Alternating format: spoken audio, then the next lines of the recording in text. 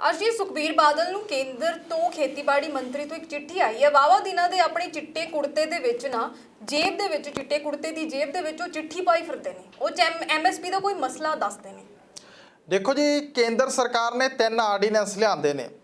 3 ordinance ਲਿਆਂਦੇ ਤਾਂ ਇਹਦਾ ਦੇਸ਼ 'ਚ ਕਿਤੇ ਵਿਰੋਧ ਹੋਵੇ ਨਾ ਹੋਵੇ, ਪਰ ਪੰਜਾਬ ਤੇ ਹਰਿਆਣਾ ਜਿਹੜਾ ਜਿੱਥੇ ਮੰਡੀਕਰਨ ਸਿਸਟਮ ਇੰਪਲੀਮੈਂਟ ਹੈ ਤੇ ਸੈਂਟਰ ਸਰਕਾਰ ਦੇ ਵਾਅਦੇ ਮੁਤਾਬਕ ਇੱਥੇ ਕਣਕ ਝੋਨਾ ਦਾ ਦਾਣਾ ਜਿਹੜਾ ਉਹ ਕੇਂਦਰ ਸਰਕਾਰ ਨੇ ਖਰੀਦਣਾ ਤਾਂ ਹੁਣ ਇਹ ਸ਼ੰਕਾ ਪੈਦਾ ਹੋ ਰਹੀ ਹੈ ਕਿਸਾਨਾਂ ਨੂੰ ਵੀ ਤੇ ਪੰਜਾਬ ਦੀਆਂ ਵਿਰੋਧੀ ਧਿਰਾਂ ਨੂੰ ਵੀ, ਤੇ ਇਹ ਸ਼ੰਕਾ ਕਿਤੇ ਨਾ ਕਿਤੇ ਵਾਜਬ ਵੀ ਜਾਪਦੀ ਹੈ ਕਿ ਜਦੋਂ ਪ੍ਰਾਈਵੇਟ ਪਲੇਅਰਾਂ ਨੂੰ ਗਰਾਊਂਡ 'ਚ ਉਤਾਰ ਰਹੀ ਹੈ ਸੈਂਟਰ ਸਰਕਾਰ ਤੇ ਨਾਲੋਂ ਨਾਲ ਇਹ ਕਹਿ ਰਹੀ ਹੈ ਕਿ ਐਮਐਸਪੀ ਲਾਗੂ ਰਹੂਗੀ, ਤਾਂ ਇਹ ਤੈਅ ਹੈ ਕਿ ਐਮਐਸਪੀ ਦਾ ਕੋਈ ਰੌਲਾ ਨਹੀਂ।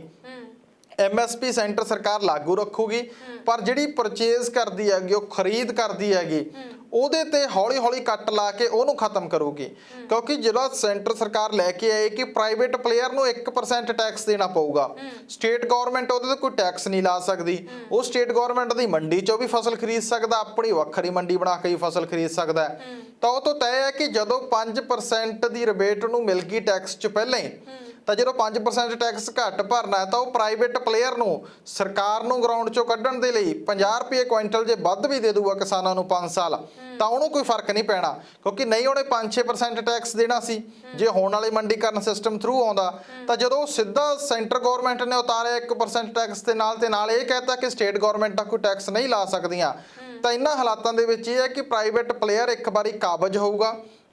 ਜਦੋਂ ਪ੍ਰਾਈਵੇਟ ਪਲੇਅਰ ਕਾਬਜ਼ ਹੋ ਗਿਆ ਤਾਂ ਕਿਸਾਨਾਂ ਨੇ 5-4 ਸਾਲ ਦੇ ਲਈ ਪ੍ਰਾਈਵੇਟ ਪਲੇਅਰ ਨੂੰ ਫਸਲ ਵੇਚੀ, ਤਾਂ ਕੇਂਦਰ ਸਰਕਾਰ ਕਹੂਗੀ ਕਿ ਸਾਨੂੰ ਤਾਂ ਜ਼ਰੂਰਤ ਨਹੀਂ, ਤਾਂ ਇਸ ਕਰਕੇ ਲੋਕ ਤਾਂ ਪ੍ਰਾਈਵੇਟ ਵਪਾਰੀਆਂ ਨੂੰ ਵੇਚਦੇ, ਇਸ ਕਰਕੇ ਜਿਹੜਾ ਟਾਰਗੇਟ ਰੱਖਿਆ ਉਹ ਆਪਾਂ ਘਟਾ ਦਿਓ। ਤਾਂ ਉਹ ਚਿੱਠੀ ਦੇ ਵਿੱਚ ਲਗਭਗ ਸਾਫ਼ ਹੋ ਰਿਹਾ 6 ਪੈਰਿਆਂ ਦੀ ਚਿੱਠੀ ਹੈ ਜਿਹੜੀ ਸੁਖਬੀਰ ਸਿੰਘ ਬਾਦਲ ਨੇ ਕਾਫੀ ਦਿਖਾਈ ਵੀ, ਉਹਦਾ ਪ੍ਰਚਾਰ ਵੀ ਕੀਤਾ ਤੇ ਨਾਲੋਂ ਨਾਲ ਕਿਸਾਨ ਆਗੂਆਂ ਨੇ ਇਹ ਵੀ ਕਹਿਤਾ ਕਿ ਚਿੱਠੀ ਨਾਲ ਗੱਲ ਨਹੀਂ ਬਣਨੀ। ਮੂਹਰੇ ਲੋਕ ਸਭਾ ਦਾ ਸੈਸ਼ਨ ਆਉਣ ਵਾਲਾ ਹੈ, ਫਿਰੋਜ਼ਪੁਰ ਤੋਂ ਤੁਸੀਂ ਲੋਕ ਸਭਾ ਮੈਂਬਰ ਹੋ, ਪੰਜਾਬ ਦੇ ਹੱਕਾਂ ਦੀ ਗੱਲ ਕਰਨ ਵਾਲੀ ਪਾਰਟੀ ਦੇ ਪ੍ਰਧਾਨ ਹੋ, ਤੇ ਇਸ ਕਰਕੇ ਲੋਕ ਸਭਾ ਦੇ ਵਿੱਚ ਇਹਨਾਂ ਆਰਡੀਨੈਂਸਾਂ ਦਾ ਵਿਰੋਧ ਕਰੋ। ਸਭ ਤੋਂ ਪਹਿਲਾਂ ਤਾਂ ਇਹ ਹੈ ਕਿ ਜਿਹੜੇ ਫਸਲਾਂ ਦੇ ਭਾਅ ਤੈਅ ਕੀਤੇ ਜਾਂਦੇ ਨੇ, ਇੱਕ ਫਾਈਨੈਂਸ਼ੀਅਲੀ ਕਮੇਟੀ ਬਣਾਈ ਜਾਂਦੀ ਹੈ ਸੈਂਟਰ ਗਵਰਨਮੈਂਟ ਵੱਲੋਂ।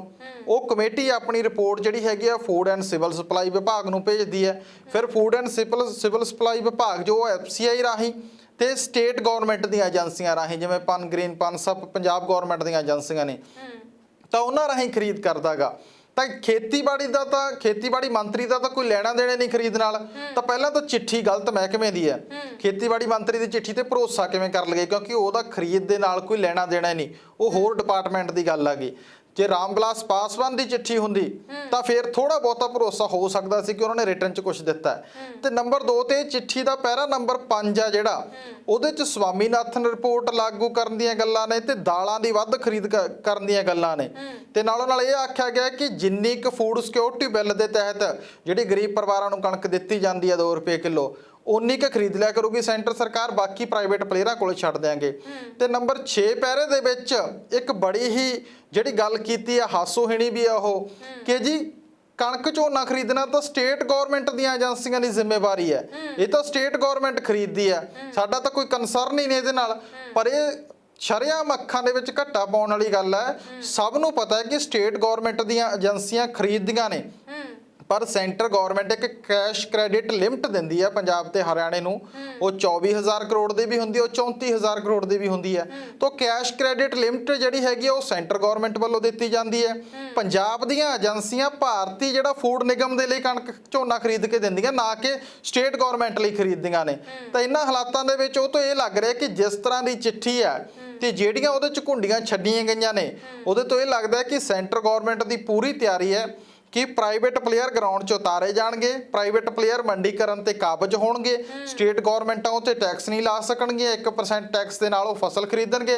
ਤੇ ਹੌਲੀ ਹੌਲੀ ਪੰਜਾਬ ਦੇ ਵਿੱਚ ਵੀ ਬਿਹਾਰ ਯੂਪੀ ਵਾਲਾ ਹਾਲ ਹੋ ਜੂ ਕਿ ਬਿਹਾਰ ਯੂਪੀ ਦੇ ਵਿੱਚ ਕਣਕ ਝੋਨਾ ਜਿਹੜਾ ਉਹ ਪੰਜਾਬ ਤੋਂ ਸਸਤਾ ਵਿਕਦਾ ਹੈ, ਕਿਉਂਕਿ ਇੱਕ ਪਾਸੇ ਨਰਿੰਦਰ ਤੋਮਰ ਜੀ ਕਹਿ ਰਹੇ ਐਮਐਸਪੀ ਲਾਗੂ ਰਹੂਗੀ, ਪਰ ਰੌਲਾ ਖਰੀਦਦਾਗਾ। ਦੂਜੇ ਪਾਸੇ ਨਿਤਨ ਗਡਕਰੀ ਜੀ ਕਹਿੰਦੇ ਆ ਕਿ ਜੇ ਆਈ ਕਣਕ ਝੋਨਾ ਖਰੀਦਦੇ ਰਹੇ ਤਾਂ ਅਸੀਂ ਬਰਬਾਦ ਹੋ ਜਾਾਂਗੇ, ਸਾਨੂੰ ਤਾਂ ਦੁਨੀਆ 'ਚ ਕੋਨੇ-ਕੋਨੇ ਤੋਂ ਸਸਤਾ ਮਿਲਦਾ। ਇੱਥੋਂ ਇਹ ਲੱਗਦਾ ਕਿ ਸ਼ੱਕ ਦੀ ਘੜੀ ਦੇ ਵਿੱਚ ਹੁਣ ਲੋਕ ਸਭਾ ਦਾ ਸੈਸ਼ਨ ਆ ਜਾਣਾਗਾ, ਤਾਂ ਉੱਥੇ ਚਾਹੀਦਾਗਾ ਕਿ ਵਿਰੋਧੀ ਧਿਰ ਕਾਂਗਰਸ ਆ ਜਿਹੜੀ, ਉਹਨਾਂ ਦੀ ਹਾਈ ਕਮਾਂਡ ਨੇ ਵੀ ਇਹਨਾਂ ਆਰਡੀਨੈਂਸਾਂ ਤੇ ਹਾਲੇ ਤੱਕ ਕੁਝ ਨਹੀਂ ਬੋਲਿਆ। ਉਹ ਵੀ ਚੁੱਪ ਨੇ, ਸਿਰਫ ਸਟੇਟ ਦੀ ਲੀਡਰਸ਼ਿਪ ਬੋਲ ਰਹੀ ਹੈ।